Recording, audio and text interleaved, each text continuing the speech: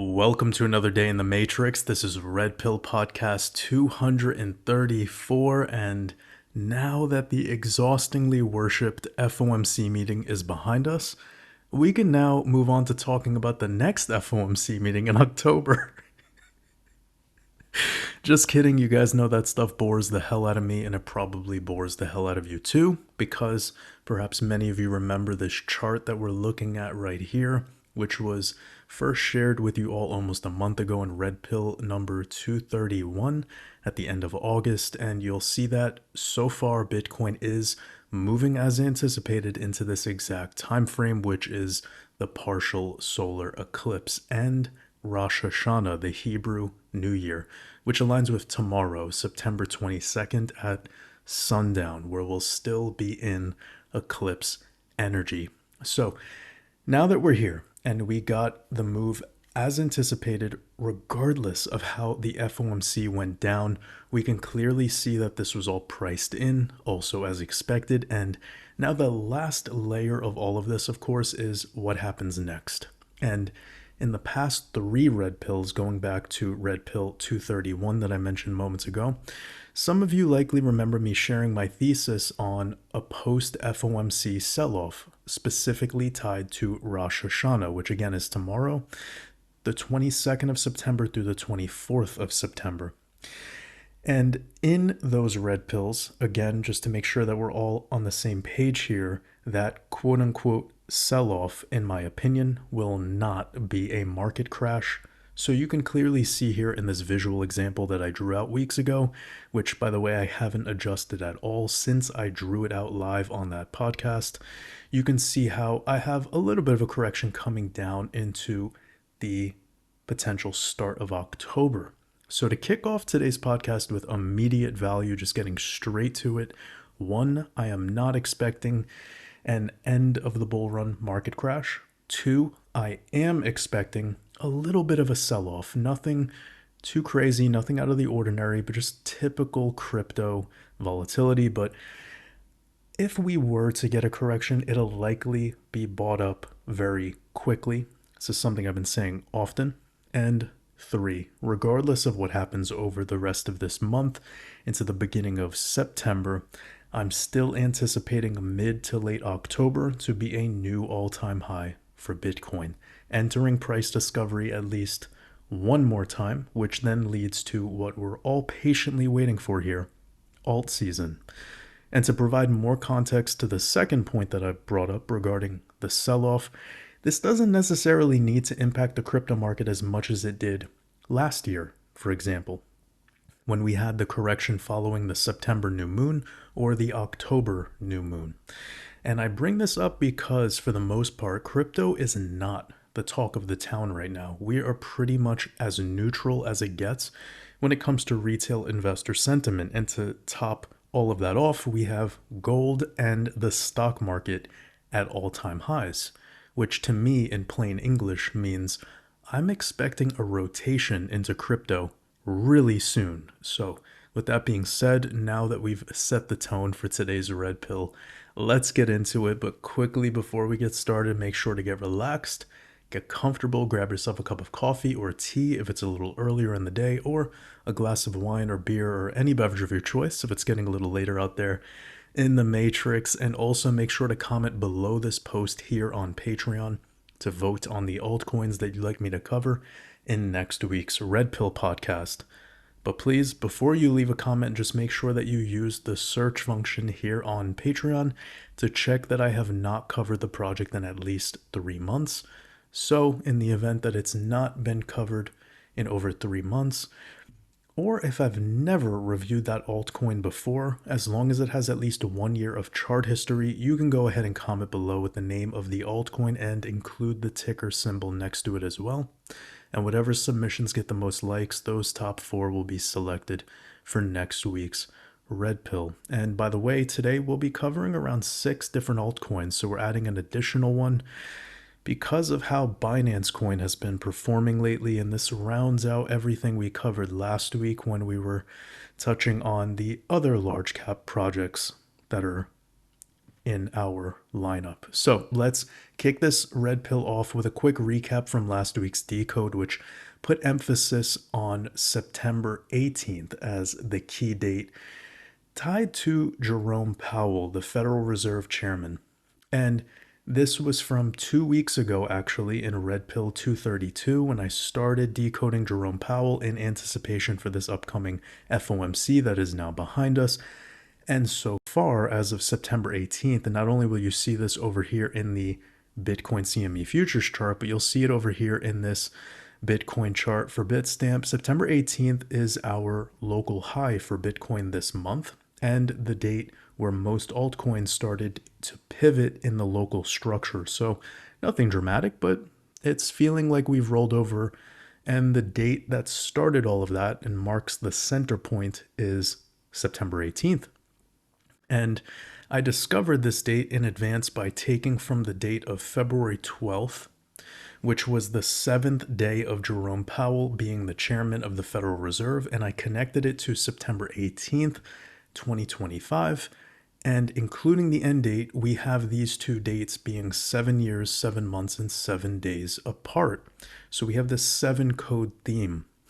And this gives us 4 sevens, 4 7 connections, which esoterically becomes the number 47. We always do this when we're decoding.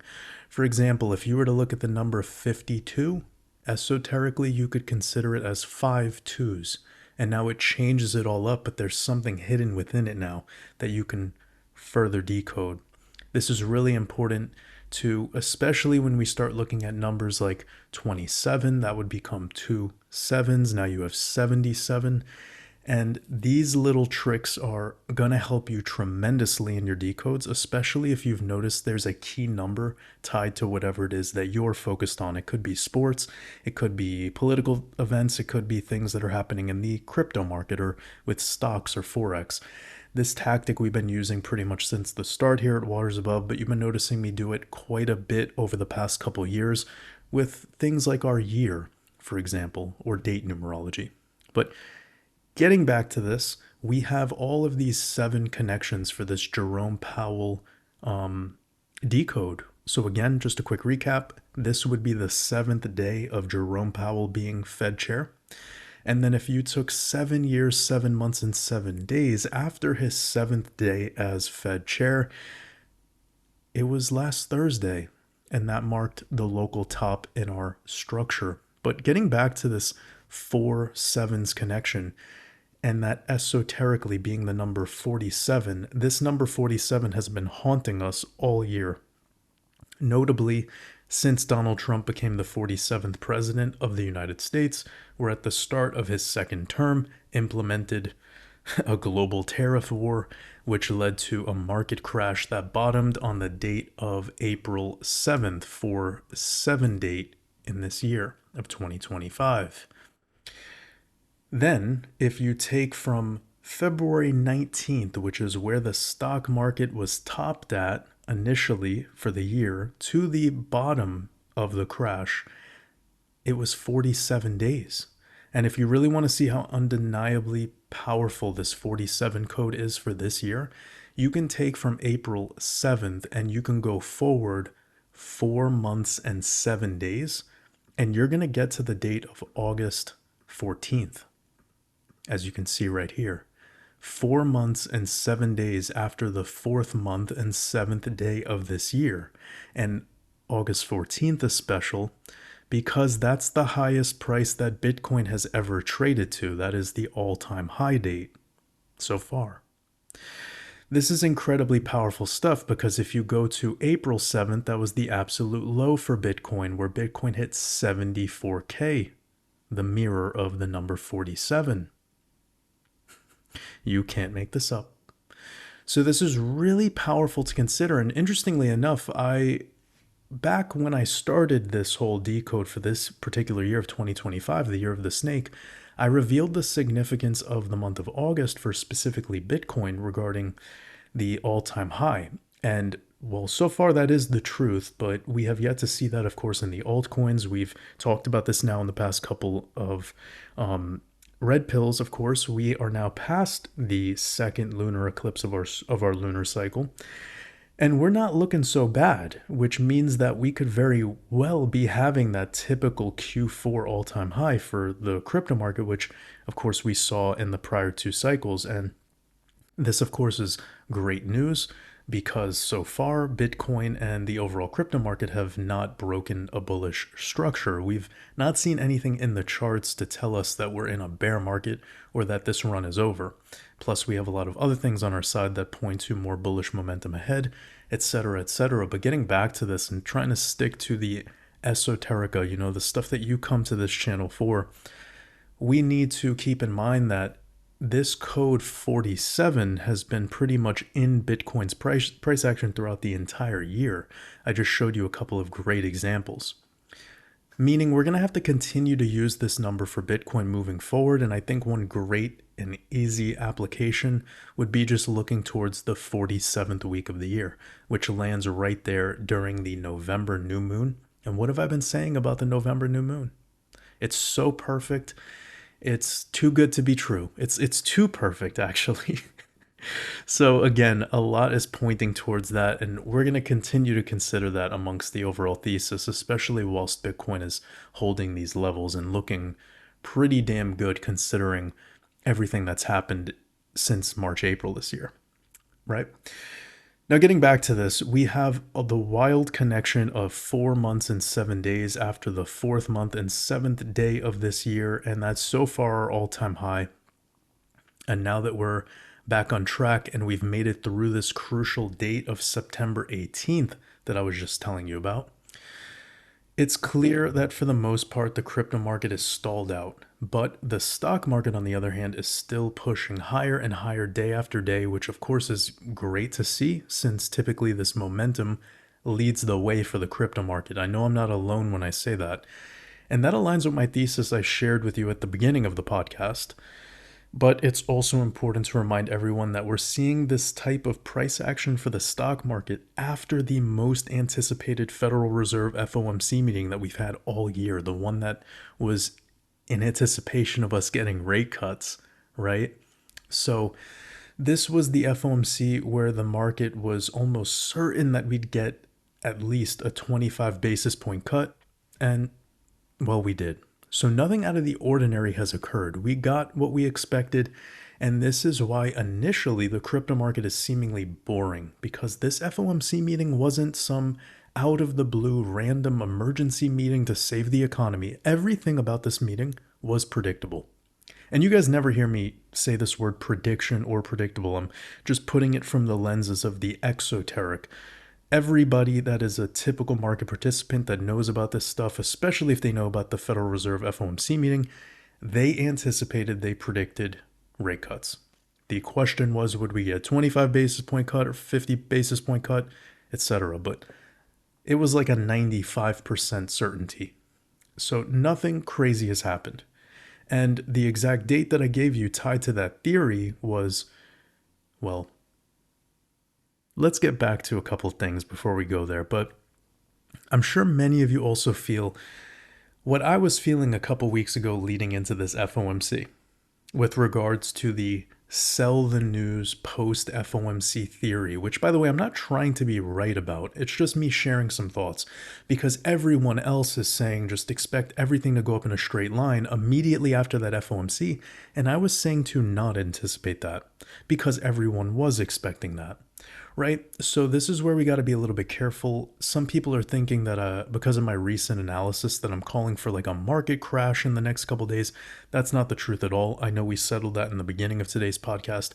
I thought I settled that when I drew this picture and I have been, talking about it week after week with even written text updates. But anyways, point being is that I was not anticipating us to get to the FOMC and then just blast up in a straight line.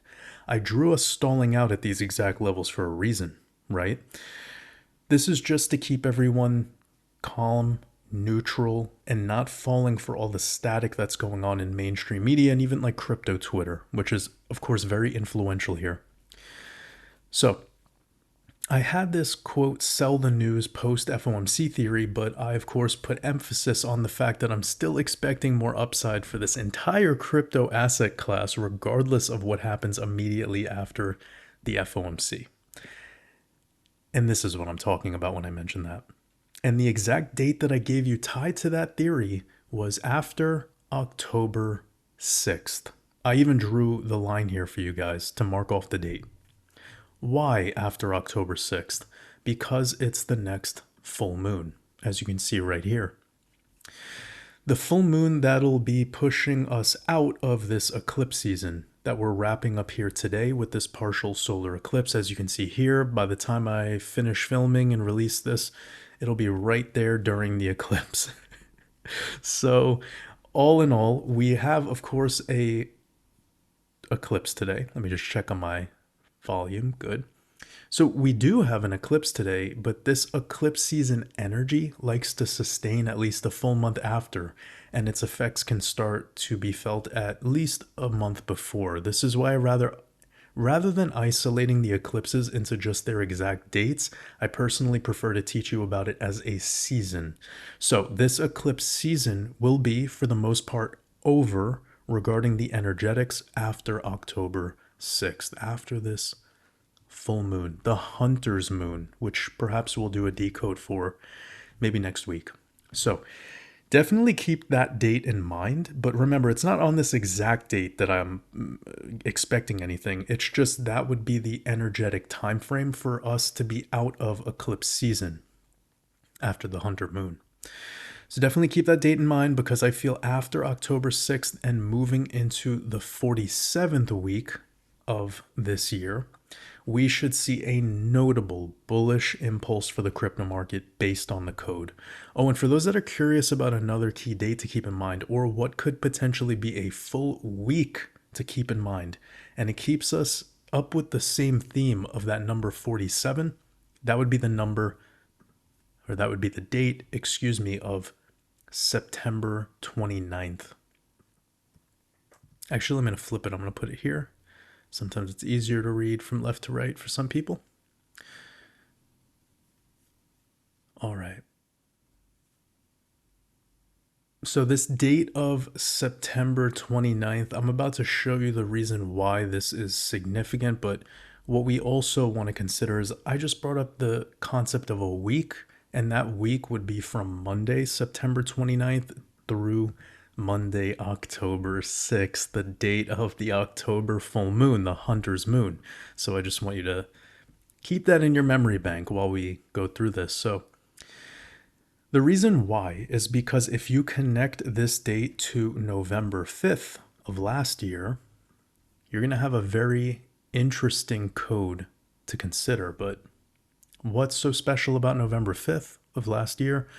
That was the date of the last selection that Trump won. And you tie that to September 29th, and you'll see they are 47 weeks apart. 47 weeks since Trump won the selection that led to him becoming the 47th president of the United States. And since we're talking in weeks, this is why I brought up that the whole week of September 29th through October 6th as an important week to keep in mind, because it has that 47 code tied to the most famous person on earth, who happens to be the 47th president and what many are calling the quote crypto president. So of course this is relevant for what we're focused on here in our Red Pill podcast. Now, out of that whole week, because I know some people are going to ask, Waters, can you dial it in even further? Can you pick just a single date for us to focus on? I got you, fam. The date that caught my attention is October 3rd. So that's what we're going to put emphasis on. So far during today's decode, this is the date that I want you to keep in mind. Before it was September 18th, this is now October 3rd. We're moving into the future. And I mean, this is, let me tell you how many days away this is. So this is 2 weeks ahead, guys. I'm giving you a specific date 2 weeks in advance.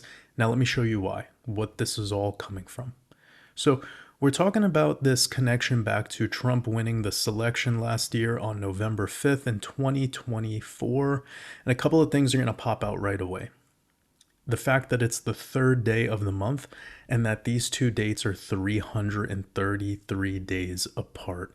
But not only that, it'll also be 47 weeks and 4 days since that event. That's the 474 code, the palindrome of the number 47. So it's the number 47 forwards and backwards. And I'm not done. What I'm about to show you will blow your mind because October 3rd has all the numbers tied to Satoshi Nakamoto in Gematria. And this is the most important piece to the puzzle because we're focusing on crypto, and that is the genesis of the story of crypto, at least in the exoteric, and that definitely matters.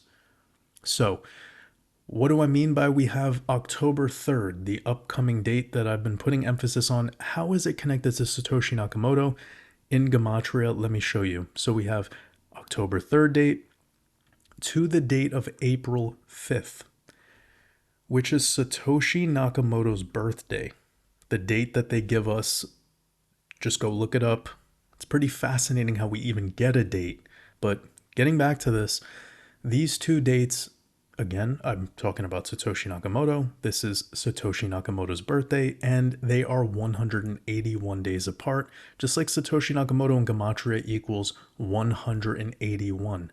Then if you connect the October 3rd date, and then you tie it to January 20th, which was Trump's inauguration, you're going to see something else that's very powerful that comes up, which is the fact that these are 257 days apart, and 257 is the 55th prime number, and Satoshi Nakamoto gives you 55 in both ciphers. And remember, at the time, January 20th was pretty much our all-time high for like everything, because it was Trump's inauguration, and the following day, everything started to go down into April 7th. That was our next pivot. So this is a very key date in this whole bull run cycle, especially the post-halving year. But we're getting that 257, 55th prime, and that's in multiple ciphers in this Satoshi Nakamoto Gematria. You have 181 already. We have 55 twice. And then you're going to see this 89 in the reverse reduction cipher right there. And let me show you how October 3rd, the date that we're decoding, is the day leaving 89 days left in the year. And for extra credit, October should really be the 8th month in the system, not the 10th, because like the word octagon starts with the prefix octa, and we know an octagon has 8 sides. That would naturally make this the 8th month in the calendrical system. So we have the 8th month, and we have the 3rd day. That's our 38 or 83 code. You multiply those two numbers by each other, 3 times 8, and you have 24. And the number 89 is the 24th prime number. I was just showing you Satoshi Nakamoto equals 89 in this reverse cipher, 24th prime number. Satoshi in Gematria equals 24. 24 days is 3 weeks and 3 days, 33. And guess who was ritualized 24 days before October 3rd? Well, let's go to that date. 24 days equals 3 weeks and 3 days, 33. And we land on September 10th. You've all heard his name nonstop for the past couple weeks. That's right, Charlie Kirk died 3 weeks and 3 days before this October 3rd date that I discovered. And now I just gave you a wild connection to the 33 with October 3rd, the 3rd day of the month being 333 days since the selection that Trump won, which him and Charlie Kirk have a lot of connections together in this whole saga, but we're not going to talk about him anymore. If you were to take from his first full day as president in this second term, which would be the 21st, and you were to connect it to October 3rd, not including the end date, you're going to see that these are 36 weeks and 3 days apart. That's your 363 code, the palindrome of the number 36, 36 forwards and backwards, and 36 is 3 Sixes, 666, the number that's symbolic of man and the number that's symbolic of this matrix. And as many of you are probably aware, the apex predator loves to ritualize this 3 6s code. It's even in the word Bitcoin. 36, 3 6s. So keep this in mind. Lastly, since I brought up the 38 code a little bit ago, because 3 8s is 24, 8 plus 8 plus 8. Keep that in mind because what I'm about to show you ties that all in. Because if we were to consider that October 3rd, the 10-3 date, 103 code, we also have in Gematria Mercury equals 23. And Mercury is basically the god of crypto, if you were to make things nice and simple. Because Mercury is the trickster. Mercury is the god of fiat money. All crypto is fiat money in electrical form. It's the same concept, nothing different. Just look at what stable coins are. It's just digitized Aquarian fiat money. But getting back to this, that is what Mercury is very symbolic of. So whenever we're decoding crypto, of course I know people in astrology are going to like to pull in this Uranus character or Silas if you look at that mythology. Yes, there is technological connections to that. And I'm just trying to teach you the symbolism here. So if we were to dial it in even more, and I know I'm making like a little bit of like a side stream of consciousness here, but if we were to dial it in even more, Mercury is really closely associated with Ripple, specifically their XRP native token, because look at what Mercury is symbolic of. Mercury is the fastest planet. It's also the messenger. Well, those are two things that XRP is known for. Very fast transactions, cross-border payments, right? These are things associated with movement, right? Travel. It's also the trickster. So you have to understand that there's a reason why Ripple and this whole psyop that's tied to it is tied to Washington, D.C. I won't say more, but fastest crypto in that like kind of context, etc. And I'll leave it on the less spicy stuff, but these are all things that it's known for. Of course, it's not the fastest. There's probably some other random shitcoin out there that's fast. You know, there's always going to be something else. I believe the last time I checked, across all the altcoins, there's something like well over 1 million. And they're just more and more popping up every single day. It's pretty mind-blowing.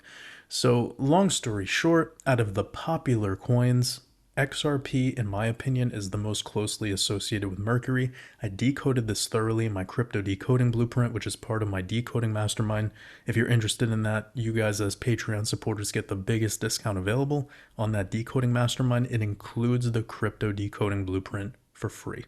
So, wrapping this all up with the Mercury stuff, and I hope you guys appreciated that because that's like stuff that you could take a note on and apply into your own decodes. But getting back to this 103 code on October 3rd and Mercury giving us the 103 in the code right there, the next time Mercury stations retrograde will be November 9th. So we're going to go to 11/9, and they are 38 days apart. And that was the point of this whole decode concept, because October 3rd, the 103 day tied to this 103 code in Mercury, we have at the 89 days left in the year. We have that 24 code, and 38 esoterically 3/8 gives you 24. Please keep that in mind. I talked about this a lot last year because we were in the year of 2024. So some of you that were here last year that watched my year of the dragon decoded, you know what I'm talking about. Mercury was a big part of that. Mercury is also a huge part of this year too because of the snake symbolism. The caduceus, this serpent symbolism, is all over Mercury. But wrapping this one up, this is something also interesting to bring up regarding the October 3rd date into the future, the dates beyond it. This comes full circle to what I shared with you all regarding the last Mercury retrograde of the year and how it tends to be bullish in the majority of iterations. The last and the first Mercury retrograde of a calendar year tend to be outliers, whilst all the other ones are like sideways, choppy, not really directional. we'll just say sideways price action. These tend to be where we get the majority of our volatility with regards to the last or first Mercury retrograde of a calendar year. And we have a handful of examples where those are our most extreme data points in the chart history. So I'll give a couple of examples. Let me actually just pull up the Mercury retrograde chart so you have something to look at. So it's this chart right here. I was going to say, give you guys a couple of examples. We have the 2017 all-time high, which was right here. That was during a Mercury retrograde. And then we also had over here, which when you zoom out, that was our mid-cycle peak before we had the C19 crash. So this mid-cycle peak in this Mercury retrograde actually initially marked the top. Of course, it's a little bit more complicated because this was during an eclipse season, but I just wanted to point that one out. We wanted to focus more on Q4 or Q1, and this would be your all-time high. This would be your all-time high. And funny enough, both of the tops of the double top in the 2021 cycle were during Mercury retrograde. Like, look at how perfect it was. This box is from the start, and this is when Mercury stations direct, and this is the shadow phase. These two examples went the same. Literally. Unbelievable how right at the end, as Mercury is stationing direct again, we're planting the all-time high. Of course, you could consider this move. You could consider this or this, but this is all short-lived stuff. This was our initial peak technically, right? All of these little blips up are just leverage. They're not significant. This move to here, on the other hand, is very significant. This move to here, very significant. But we know now with all these instruments we have with leverage, to make Bitcoin go up a little bit higher in a single daily candle is not so impressive. Getting back to where we are today, these are the dates that are marked out from the 9th over to the 29th. And if we were to have something similar to like we had in the last cycle, that could potentially give Bitcoin that all-time high right there at the end of Mercury retrograde, which is aligned perfectly with the November new moon, which I put emphasis on several times since Bitcoin dominance has yet to fall into the typical territory that we see after Bitcoin cycle top, leading me to continue to follow my thesis that it'll take until Bitcoin truly peaks this cycle, followed by a major dump in Bitcoin dominance, is when we'll, or at least when we could anticipate a true alt season. And the timing for this is still looking good for the end of this year, but I'll of course keep an eye on everything and an open mind for this to develop into Q1 for 2026 because of the fact that Chinese New Year in 1966 went the way that it did. This might be news to some people, but we've been really closely tracking how we've been mimicking 1965 because that was the last year of the wood snake, and so far the S&P 500 is perfectly mimicking. Even the all-time high to the major correction that we had in 1965 lasted 47 days, just like in 2025 it also lasted 47 days. Unbelievable how perfect it was. And then pushing up higher into this time of the year, we're doing the same thing. So this is why I'm keeping an open mind specifically for the stock market. It has room to go up until February. This Chinese New Year, the year of the horse, on February 16th is really important, guys, because it will also be a total solar eclipse or an annular solar eclipse. Like, this is no joke. So that's a lot of energy pulling things up. And if this market holds through this month of September into October, then that definitely means that this bull run could continue into the initial stages of 2026. This would be like how things went in 2021, where you see as we were going through New Year's, Bitcoin made a major top on January 7th. This over here, we can see the Bitcoin topped on December 16th, but Ethereum topped like January 13th or something. And ETH, I think ETH topped the 13th or so of January, but XRP topped like January 7th. So everything was like kind of coming to its conclusion right there at the tail end of the year into the very beginning of the new year. That's how it could go for crypto. where we can see some things around the first couple weeks of January, I think doing very good, but I'll kind of build on that a little bit more as we go because that could be confusing to some people. What I was trying to say is that I'm keeping an open mind for this first couple of months of 2026 because of how 1966 went after the year of the wood snake, which is the exact year that we're in here in 2025.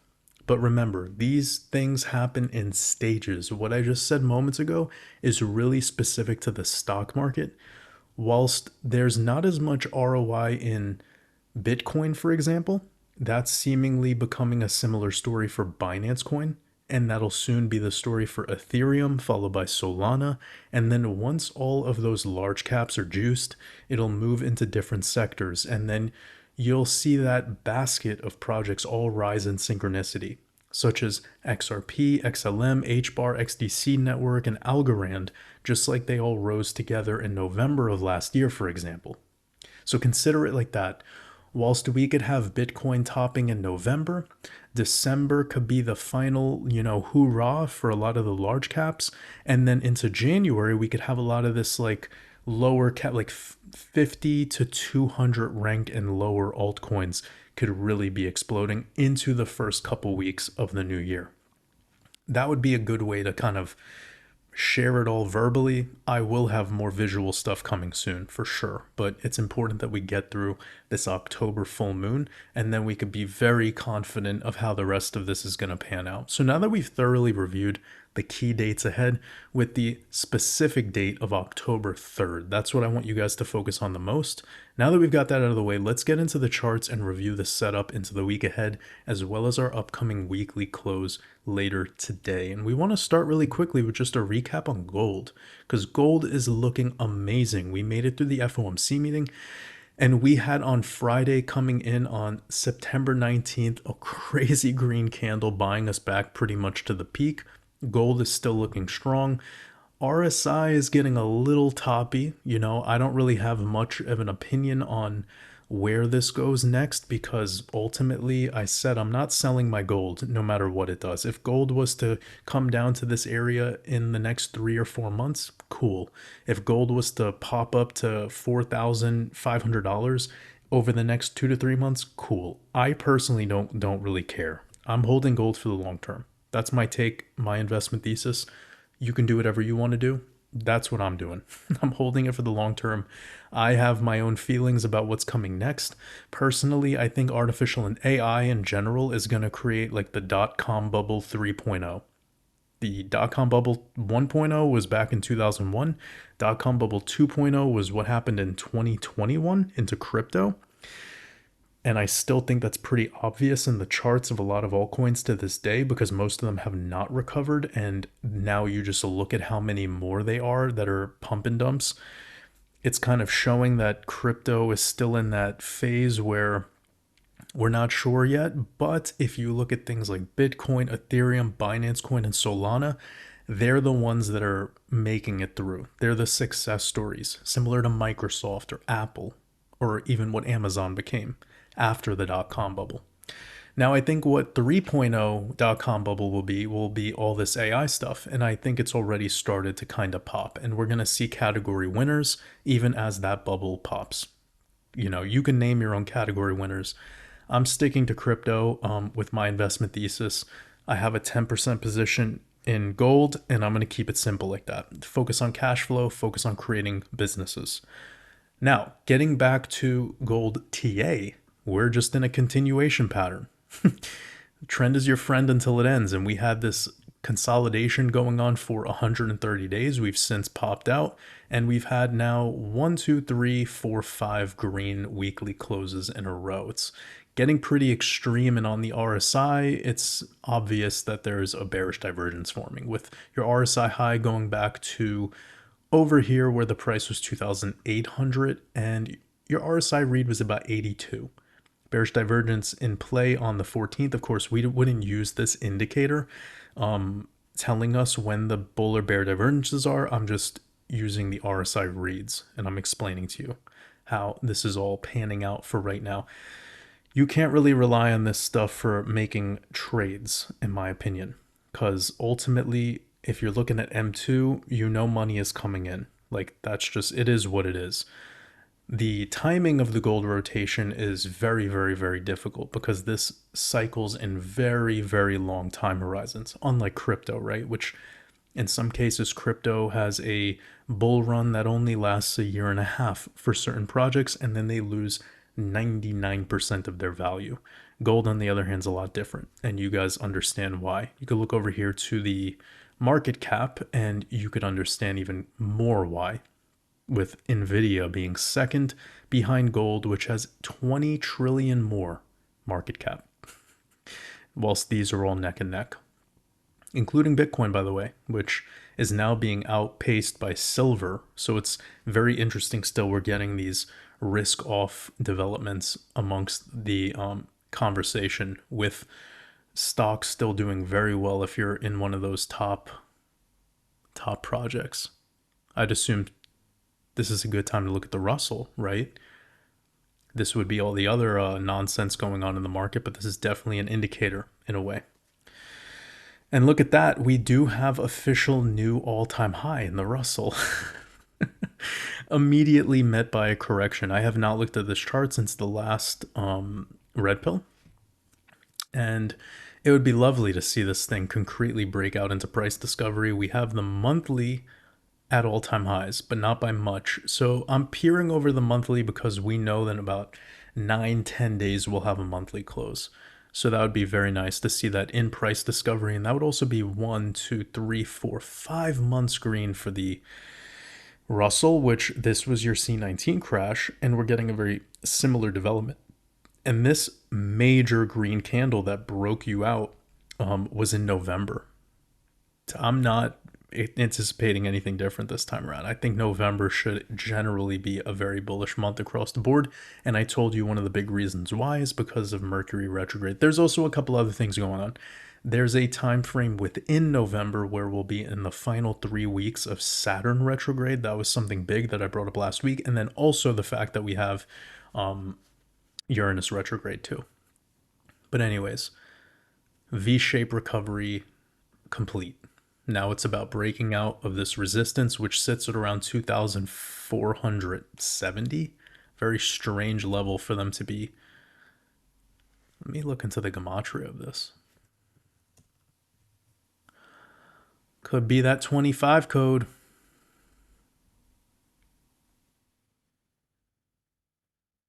I don't have time to decode this, but I always like to just throw these things in and see what's coming up.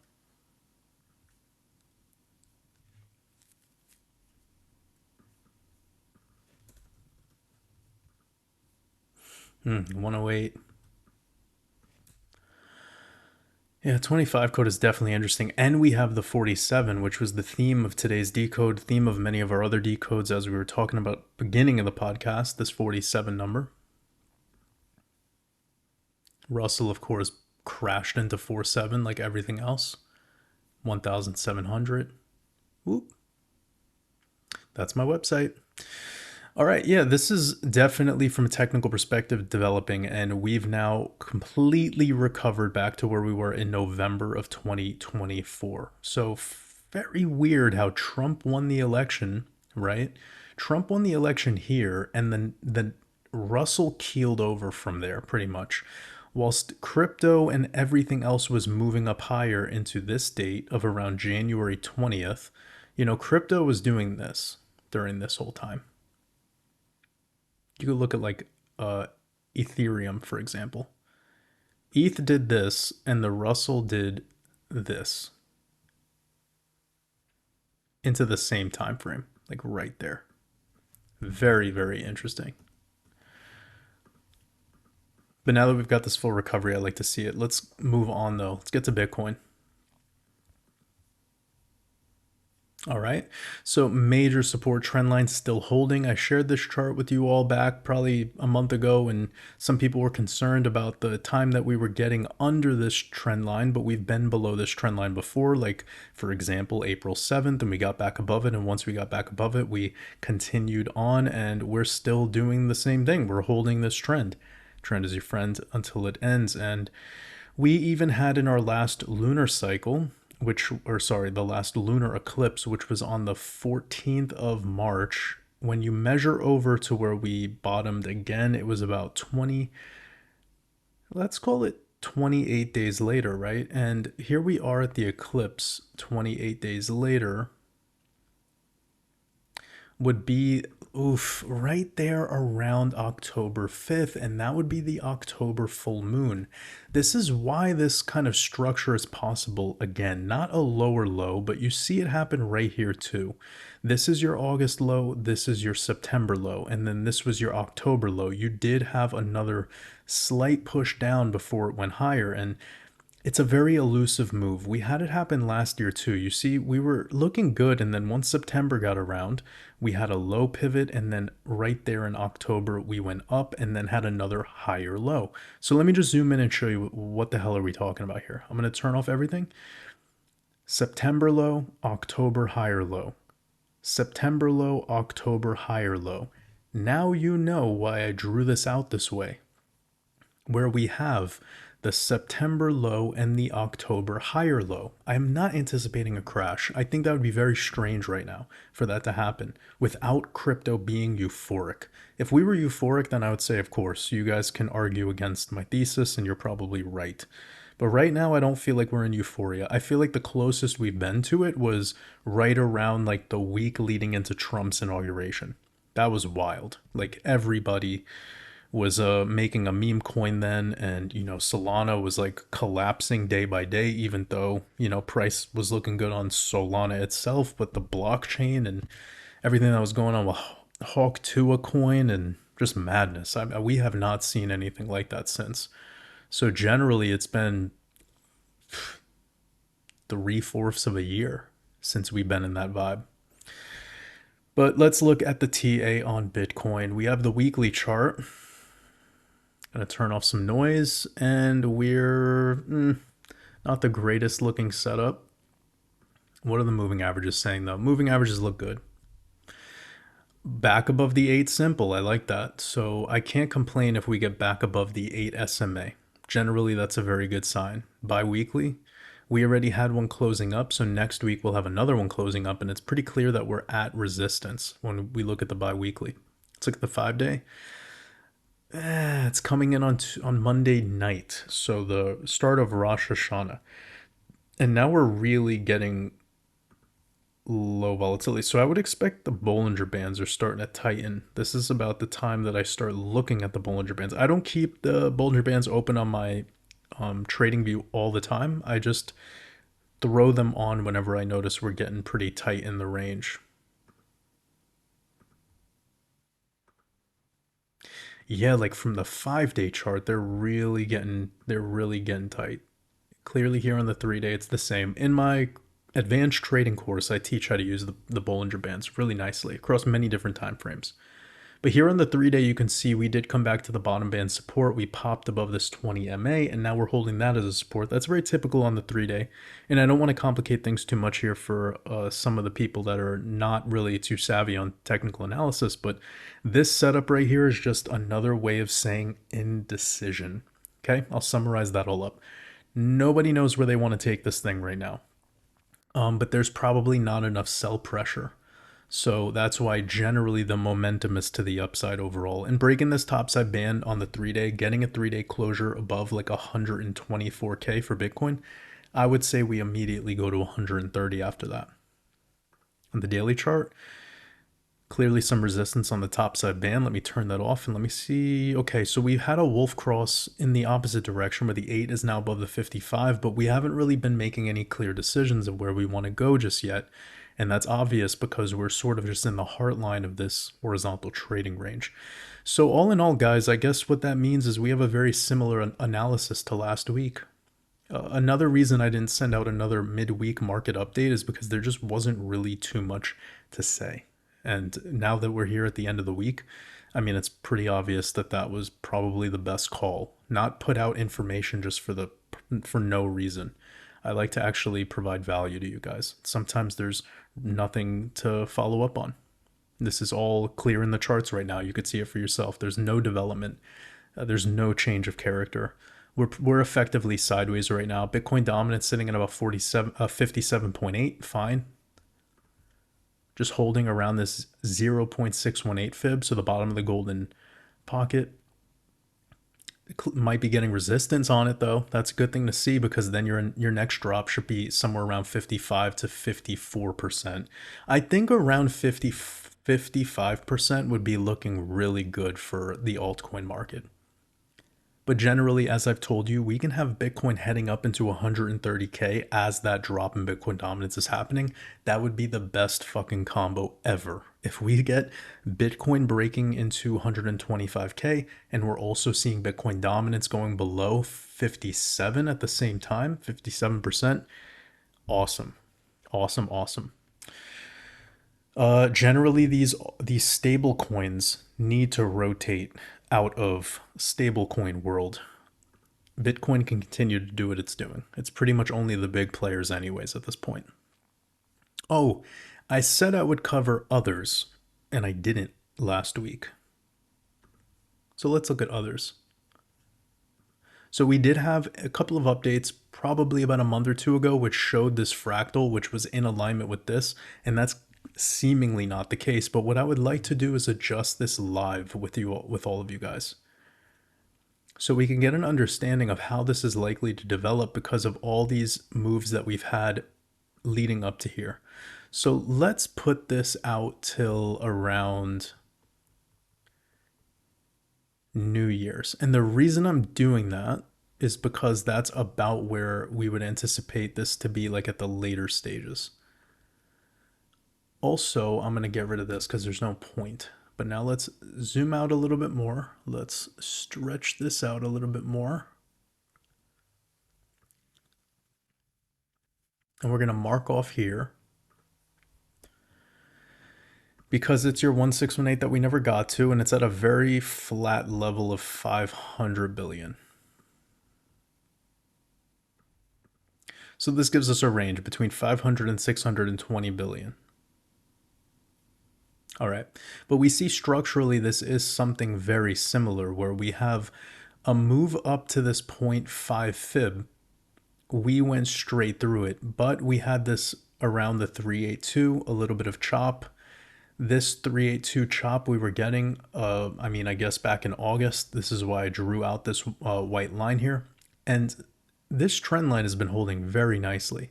So I would say as long as we're holding this trend line, generally things are looking pretty good.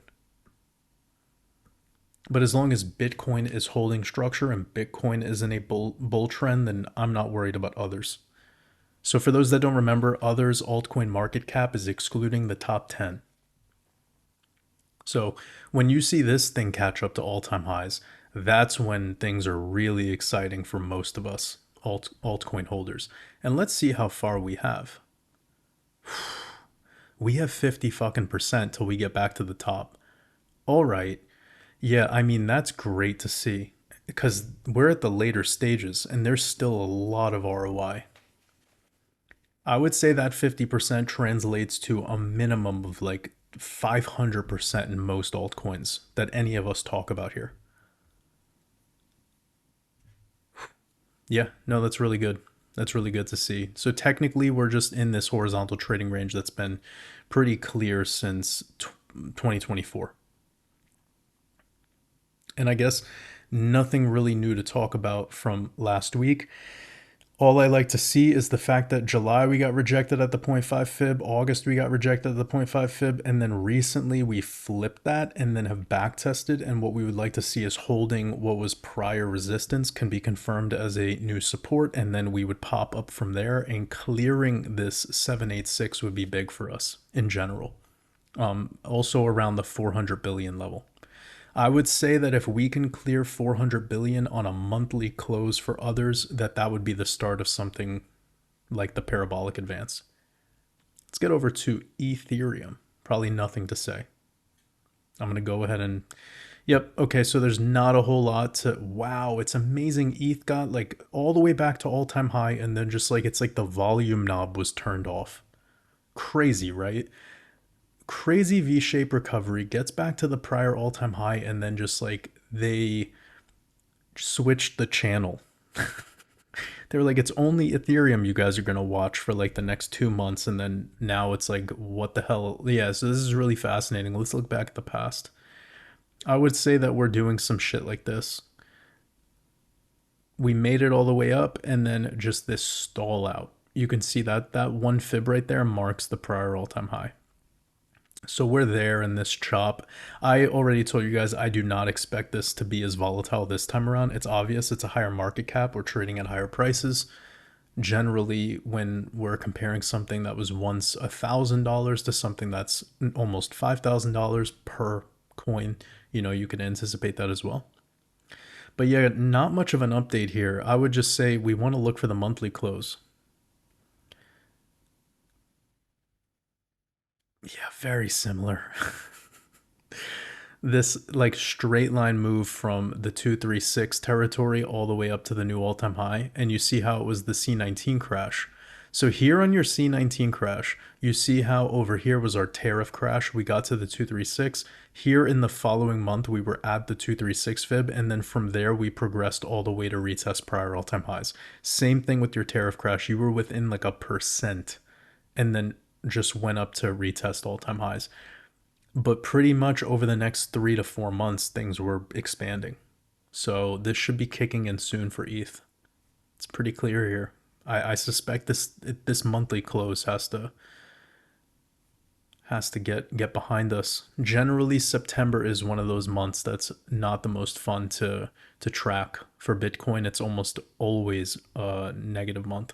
But then we could see October and November looking really good, with October being November being the best performing month for Bitcoin, which also translates, of course, to ETH. XRP, not much of an update either, although I'm glad that I switched straight to the monthly because this shows me that we're right there at that resistance. Once we made it to $3, it's been a challenge for XRP. And what I like about $3 is the fact that we've held $2 as such a strong support. So this is telling me that when we break out into price discovery, if we can clear $8, I believe we're going straight to like that 15, 16, maybe even high as like 22 to 24. In that territory as like the final blow off, coming back down to this $3 to $2 territory, in my opinion, should hold as a support. Unlike what could be the case, which is anything breaking below this $2, you're coming straight back to $1. So I, of course, and you, of course, probably don't want that. The market does not do what you want to do. But I think a lot of people are starting to like be in this disbelief that a project could ever come back to those lows again, and you forget like what all these other bull runs have done for other very important projects that also have a working technology that are being used by the New World Order. Like even Chainlink had an insane bear market in the last cycle. Yeah, anyways, I don't need to convince people here of that. I hope people are smart enough to know, like, if we get over exaggerated prices to the upside, to de-risk or to completely take profits and get out. We don't want something like this happening because then it enters this trading zone again, and that wouldn't be fun. That would be a 95% correction down to $1 from 20. People could say, oh, that's never going to happen. That can't happen. Well, okay. We literally did that the last cycle, and then it took us 2 cycles to get to where we are today because we didn't even have this middle cycle that a lot of other projects did. And then people are going to say, well, it's the SEC lawsuit. All right. Sure. That's why XLM didn't go into a new all-time high, right? Did they have a lawsuit? It's gematria, numerology, and astrology that runs this market. It wasn't their time back then. Now it's their time. That's how you have to think. Change the mindset. But getting to the point of this whole thing, to provide some, unique value, I do still think we're going into double-digit XRP. That's a very positive thing, I believe, for most of you, but still, like, reminding people to have an exit strategy in place to de-risk when we get to those levels. And if you think that we can't lose 95% of the value in a bear market, then wake up, because you've not studied these charts as much as you probably should have. It's a very important thing to hear right now because a lot of people, they just don't understand this is an insanely speculative asset class. And because something becomes utilized does not mean it has better ROI. And just because something is utilized doesn't mean that it's not in capable of having a crazy sell-off. I'll give an example. Look at Tesla. I'm sorry, I'm shifting, but I know I'm going to trigger some people by what I said before. Unfortunately, that's XRP people get like that. But we have Teslas riding around all around us. This is getting back to the comment that I made regarding the people that believe that XRP can't have like a 90% correction in a bear market because it'll be this new world banking coin that'll be doing all the cross-border transactions, whatever the fuck they think. Okay. Well, Tesla, we have everywhere. They're not like some unique, rare product. We know they're being used. The world has even started to adapt their charging stations as part of like their city planning models. Okay, so this is a big thing. And the Tesla stock corrected by 75 fucking percent between November 2021 and Jan 2023. That is like in crypto talk, do the math. Because that's like a 95% correction in crypto. Like, of course, yes, it had this huge speculative run, but it's actually being used. We can see these things outside. You go to your local grocery store, there's a Tesla charging station there. Like, you know what I'm saying? So it's a real thing. It's not just like fairy dust that we're being told banks use. So yeah, if this thing could have a 75% correction, and by the way, look, it's recovered. It's doing really well amidst all the, Elon drama. But this translates to like a 99.99% correction in most altcoins. For like a top altcoin, it's like a 95% correction. It's like what Solana did in the last cycle over here. This was a 95% correction, almost 97%. XRP will do that too. If it goes even higher to $20, $25, that means it's even more likely to have a bigger correction.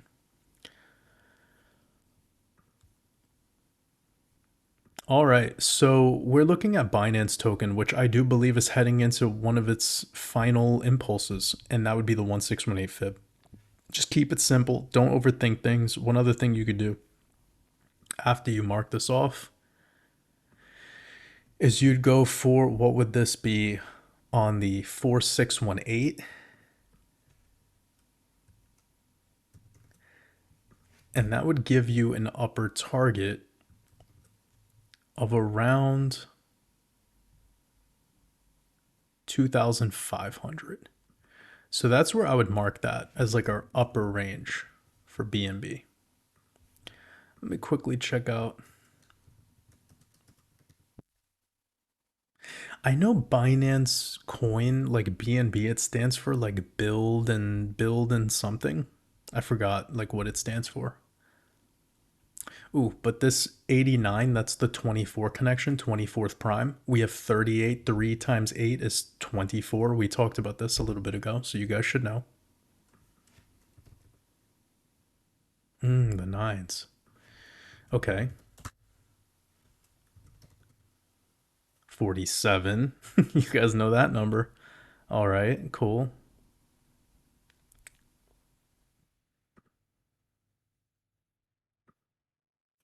So one other thing about the 47 is it's the 15th prime. So you guys could keep that in mind too. That could be useful. But this $1,500 price level now makes a little bit more sense, doesn't it? Because 47 is your 15th prime.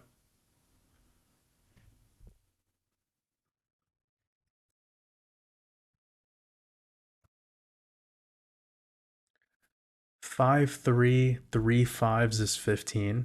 5 plus 5 plus 5.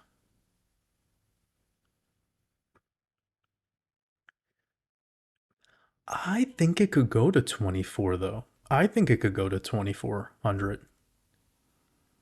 It's only like 130%. Okay, yeah, I'm going to keep that. I think 1500 to 2500 is a very good range. And there's definitely some gematria to back it up.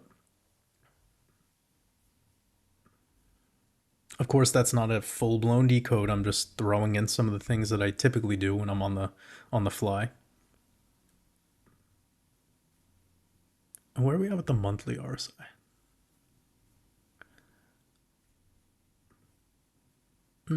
Yeah, we're just getting started. Okay, so we're about 76.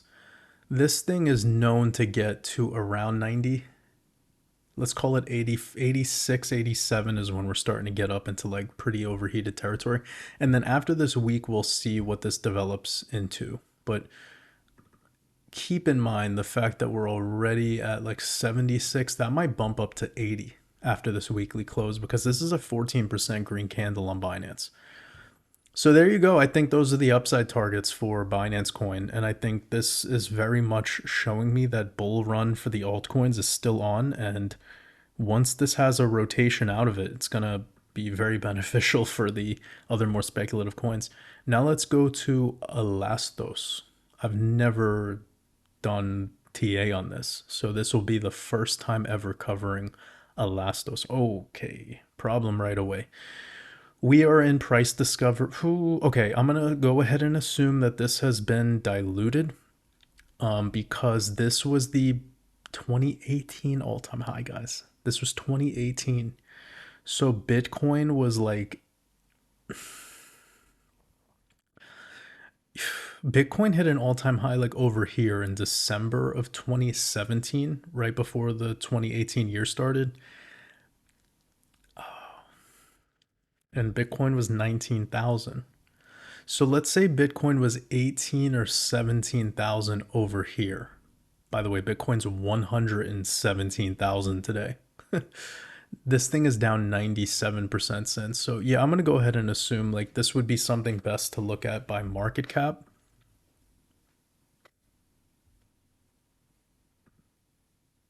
I have the 3-day chart on. I'm looking at back from 2021.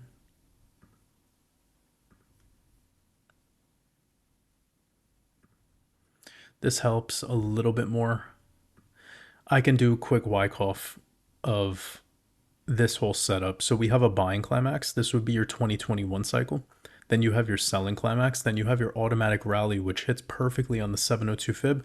Then after that, you come back to the 236. It even came down a little bit more, but not like a full-blown spring. Springs are usually breaks of the selling climax, but this is just typical like LPS to the downside. You have a little bit of a test.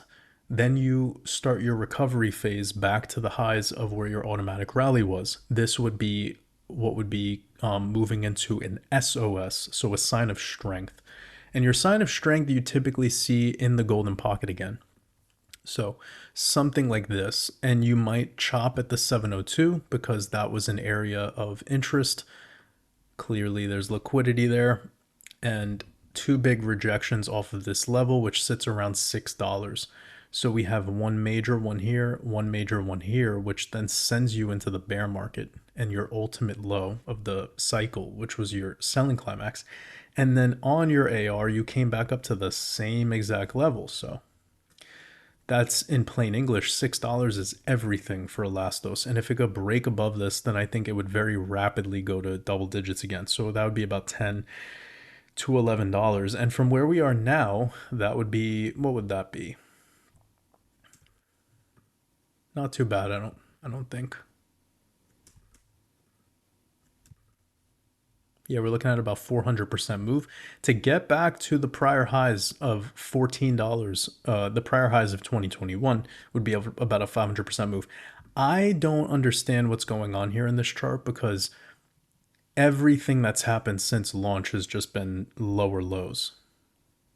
So I'm unsure why this was even picked as one of our projects. It's very interesting. Has there been some development, some interesting thing that's occurred? I mean, I guess recently it's moved up like 98%, but is that anything special? I'm not sure. This was your C19 crash, by the way, and it was at the same price as the C19 crash, like just a couple, like at the start of this month, 3 weeks ago. It was at the same price as the C19 crash. So yeah, this is something I would just avoid. I don't really understand what's going on here. Of course, there could be a better market cap chart that I could look at, but generally, like, Yeah, this is, I would just not give this any attention. But maybe you guys know something I don't know that's going on that is not represented in the charts. You know, it's my job to look at the charts. I know how to read charts. But I'm not seeing anything here that could possibly back up any stories or new developments, etc. Like, show me the chart. Okay, we're gonna look at Sui. Okay, on the other hand, this is looking very, very good. This is looking strong. Let me extend this trend, this parallel channel by going to style and extend right line as well. And we are right there, man. You know, so it's not a perfect trend line. I would say we could pull it a little bit more, maybe angle it a little bit more, but we're right there at support, right? And the last time that we were below the support for any extended period of time was back in August of last year, and then the beginning of September, which again, we're in the month of September now. So you can see the original touch point in, it's like it really likes to be back at this major trend line in the fall time, because we have fall 23, we have fall 24, and now we're here in the fall of 25. Although, you know, we've already come up to this 1618 fib. So this is one of those areas where like you start to see things stall out a bit and not sure how much higher this can go. So what I'm going to do for now is I'm going to extend this out. I'm going to just move this trend line up because the lower ones aren't really so important for us anymore, at least at this time. I'm also going to turn this into a linear pull, and I want to see where the 0.6 or the 6 spot fib extension is, which is about $10 on the nose. So I like that level. I'm entertaining the 6 spot fib extension because of this type of pull and how like fresh this chart is. It doesn't have so much chart history. Whilst the prior example had history going back to 2018, this one only has history going back to 2023. Also, this one's in price discovery to the upside. That one is in price discovery to the downside. So Sui is just continuing to make higher highs in the macro. Comparatively, the last project's just going lower and lower and lower. So anyways, you guys know this. Now, we have this heart line in alignment with around February, so I would anticipate if this run is to be concluded within Q4 of this year or into the very beginning of 2026, that a $10 SUI does make a lot of sense. Now, we could hyperextend this, and that would be where we can remove this fib. Sorry. And we're going to pull a fib from this local high to here, to that swing low. And you're going to see the 4236 now push up to around like 16. So that to me gives me an upper area to consider right over here. Let's call it 17 because that would be maybe a little bit exhausted. I just like the flat numbers. Somewhere around there is nice for me. All right, so 10 to 17. Now, in that event, we're only talking about like 370% more. So Sui is more in the like Ethereum conversation or Solana conversation or even Binance Coin situation where like there's not so much ROI in this because it's already done so fucking good, right? Now, if you got into Sui back in September of 2 years ago, you're up already 700 fucking percent, right? So it's like, do you understand what I mean with what I'm saying? When there's only 300% left, like, don't get mad at me because I'm saying that. You have to look out at where was it at one time. And if we were to think going from this level here at, 45 cents all the way up to $17 would be 3,000 fucking 600%. Okay. Should you be buying stuff that's already high in price discovery to the upside? No. You buy shit that's down. So I'm not telling you that this is a bad investment right now because it still has potentially 350% more to go in a very exhausted way, but it's very possible, of course. But I'd be banking more on this like around $10 level. With 10, it's a psychological level. I think it would be a big day for Sui holders, and then it might go up to 11, maybe 12, and then that would trap a lot of people in, thinking it's going to go much higher. That's my opinion, though. I've seen these things enough to know the global elite love playing with these numbers. This is why we utilize gematria here. I'm not going to decode this project right now, but I'm just letting you know the way they think and the way they like to trap people. We saw this with Bitcoin when it hit $69,000. Like it couldn't even hit 70. They did this with Bitcoin again when it hit $19,000. Couldn't even hit 20. They like to fuck with you. So again, like using that psychology, an example, it might only go up to 9, making people think we're going to go to 10, and then they just pull the plug. But some people are going to hear this who are SUI holders and they're going to get discouraged because they're like, Waters, it's only going to go up 150%. It's like, yeah, but you're already talking at the top. What if we were having this conversation a couple of years ago? It would be up 1,000%. Like, stop it. All right.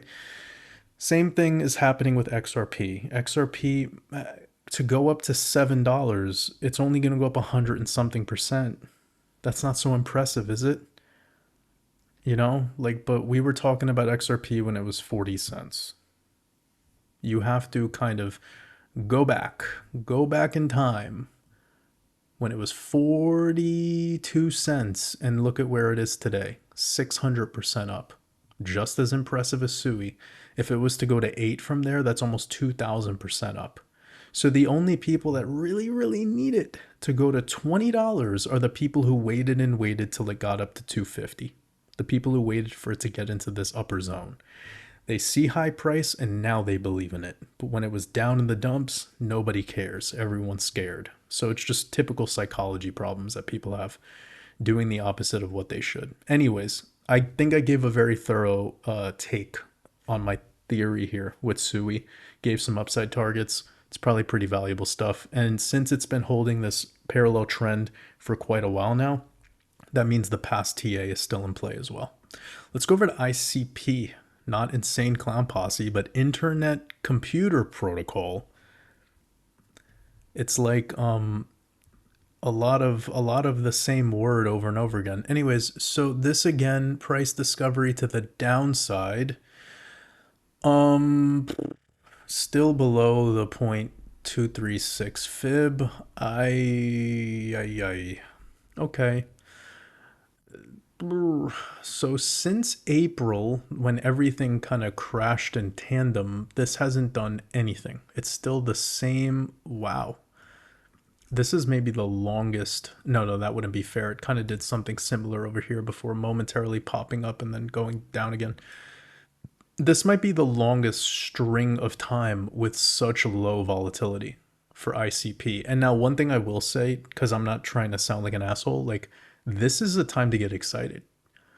When something is super boring is right before something gets really exciting. So in a way, I'm not like trolling this. This might be the exact thing this needed for a launch pad. But now how high, right? So I have this level around the 382 marked off for a reason, because it just cascaded straight to this level. We had a little bit of a bull trap, and then when we broke that level, this move right here, you see where you get rejected right at that really short-term support, confirm it as resistance, and then once we broke below $20, that was lights out, because this thing tumbled down, and it's pretty much been at the same level since June 2022, which, by the way, this was the same exact time ETH hit its bear market bottom. I'll say it again. This was the exact time where ETH hit the bear market bottom. It's at the same, ICP is at the same fucking price today. So it's not done literally anything. Yeah, this is why it's so important to like stick to the majors in a lot of ways. And I remember there was like a week or two where ICP was like number 3 market cap in 2021. It just straight broke up into the top 3. And then from there, it just fell. Very interesting how that all went down. I don't remember much of the story too clearly, nor do I care. But yeah, to stay neutral in all of this, I'll come back to what I was saying before, and to also be quite positive at the same time. This is the type of environment where it's in boredom and just feeling like lost hope, where we usually have a spring. Little, what would be in Wyckoff called a sign of strength. Sign of strength would be denoted by a break above 25, in my opinion. 30 would be very clean. And to go from here to 30 is sure impressive. I would be surprised if this thing gets back to the 702 ever again. So that would be $120. I'd be surprised if it ever gets back there ever again. I would really be shocked actually if it breaks above 42, like this area right here, which started its bear market, which it's still in to this day. I would avoid this. Let's move on to render. On the other hand, I like this chart. I'm sorry, I know it's a little messy, but it's just because I've had some clients that wanted me to do TA on it. But we're effectively in a bull flag here, where you have your flag. It's not the cleanest, but don't expect that out of altcoins. Here, I'm going to change some colors around just so I don't confuse the shit out of you guys. But this is like your rising resistance. And this is something Bitcoin's been dealing with. Not much anymore, but you have your top from 2021. You have this top here in 2024. And you want to look to where that could be something to deal with up ahead. Because these do become problems. Your bull flag staff is sending you somewhere to around 29. So I'll delete that just for the sake of keeping things clean. I want to also delete that because it's really unimportant at this time, and we all know where the all-time high is. And then look, I've pulled out all the stops here and have all the upside targets. So yeah, break above this bull flag would send it to your first initial target right around 30. And from here, that's a nice move. It's about 600%. I would say that's better than the Sui play that we were talking about. It's better than the Hail Mary pass of Elastos, and it's, I believe, also a lot more ROI ahead than Binance Coin, for example, and I still think this would be a better chart to bank on, to gamble on, than ICP. So this is the first chart out of all of them today where I would like consider a venture capital position, but why won't I? Because I'm like, this is late in the cycle and there's no need for me to diversify just because I want to stay disciplined. We're very deep into the end of this cycle and we're pretty much at those final moments. And if I'm to add any more capital to things, it has to be because of like some black swan event happening. Like a repeat of April 7th, for example. Which I'm not anticipating, but if we get it and for whatever reason I'm wrong and something cataclysmic occurs to the downside, then, you know, I'll deploy some capital. But I'm more on the other side thinking we're going to have something really positive come out of nowhere. Just something like the war in Israel is over or whatever. Who the fuck knows? But like, I think it's going to be more that energy personally. Sorry, I'm not trying to get too excited now, but I hope you understand what I mean. Now, the $74 target on render, I'm not entirely sold on, but these are the possibilities in a macro breakout because this all-time high goes back to 2021, guys. So that's not like impossible. And then if we're talking about a move up to $70, which would be huge, that's 1,000%. I don't think it's going to happen. 50 is a lot for me, personally. And you can see 50 situated right there around the 4618, right around the 5 spot fib extension. So I like that personally. I like $50 on render. I would sell at 40s personally then if I held this. And fuck, I mean, it's 1,000% up. Who cares? Don't get greedy. You know, to me, that would be a big move. And we can clearly see that this is at a point now where it's spent a lot of time in the golden pocket since having this initial new top. And you know, I'll be honest, this looks like an upthrust into a distribution in Wyckoff. This is not a bullish looking setup right here to where we are, because typically the way these things follow is once you break your local support, which is sitting somewhere around the bottom of the golden pocket for us at like $2.50, then you start a bear market. But because of where everything's at in the cycle, and I'm anticipating further upside across the board, that's why this bounce here would just be kind of like you're in this creek I know that might be weird for people to hear, but like this is your creek. So I'm giving you a quick visual example. This is your creek that you're falling down after your upthrust in phase B. So it's like almost the same chart. Okay, I'll overlay it for you guys. In a way, I want to clear this because it's like it's too much noise, but let me try to get this in for you. It's pretty fucking clean, right? It's just like a little condensed. So like, yeah, this looks great, dude. Okay, cool. Let me send this to the back somehow. Yeah. So you have your buying climax, you have your selling climax, your automatic rally, up thrust in phase B over here. That's right there. Then you're in your creek. And we'd call this a test. I mean, of course, spring and a true creek is you're going to the downside, but I'm just giving you guys something that we could like visually understand and what I'm believing this is. So it's your buying climax, and then this UT in phase B is a slightly new high in the structure, and then it sends you into this jagged like sell off, which builds a bull flag. The only difference in this true Wyckoff schematic is you break down to the bottom again. So I'm feeling like we're pretty much at the tail end of this, and it ends with breaking above this falling resistance line and back testing it, and then continuing up into the phase B UT. So that again would be somewhere around $12, $13. And you could have a little bit of like weird, chop, and then one more final impulse to the upside. And that would be the $40 to $50 territory that I just explained. So I'll go ahead and save that if you guys want to track that, you render holders out there. And then we're going to wrap this up today with Pirate Chain. I haven't looked at this project in years, I don't think. Wow. Okay, so it's literally done nothing. We've talked about this a while ago, how like Monero was the category winner. And if you're going to play that game of quote unquote security tokens, then just stick with Monero. I believe that was good advice. Because we haven't done shit in this project since its all-time high. It's still down 99%. Yeah, guys. I think this again, it's just a good example to stick to the category winner. I don't know like who is the first person I heard say this, but it's maybe like Warren Buffett or somebody in his circle.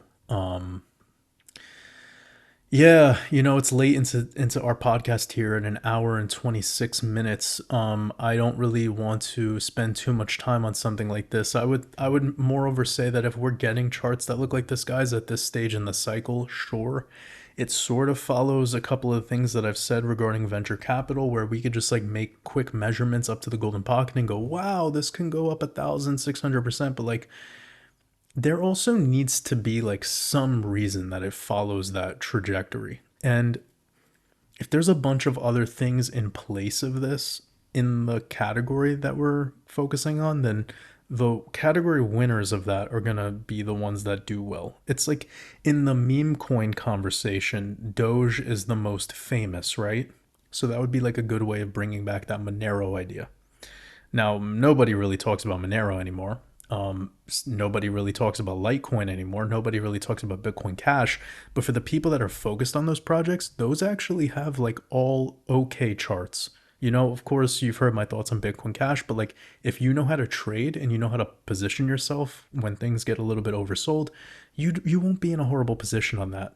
Here in this example, it's not going to feel so great. So you really want to treat this like venture capital. You would like this to be less than like 2% allocation in your portfolio. And now, if it does something miraculous to the upside, get the fuck out of it, because it will go just like this, where it's just a straight line. And then now, since the day that it's done this parabolic move, this syringe needle top, it's been going down for 1,600 days and it's lost 98% of its value. By the way, most of those gains came in this many days. In just 18 days. So that's less than 3 weeks. A majority of those gains came in. And we've been lower than those prices now that came in the final 2 weeks, pretty much. In the final 12 days, we've been below those prices now for 1,200 days. You know? So my point is that if that tiny little investment you make for whatever reason goes up 2,000%, then get out of it, okay? Especially if the charts look like this. This is not a long-term hold, all right? So we'll wrap this one up here with a little bit of that like investment thesis, exit strategy, philosophy talk. The market is generally pretty sideways right now. Coming back to where we started, we've effectively filled that upside gap, and now we're heading into the later half of the month of September, a month that's known to generally be just down for Bitcoin. I've warned and cautioned against the idea that September and October are more like pivot months, and I'm still sticking to that, where I believe that the beginning of October could be a little bit of chop. Perhaps this plays out.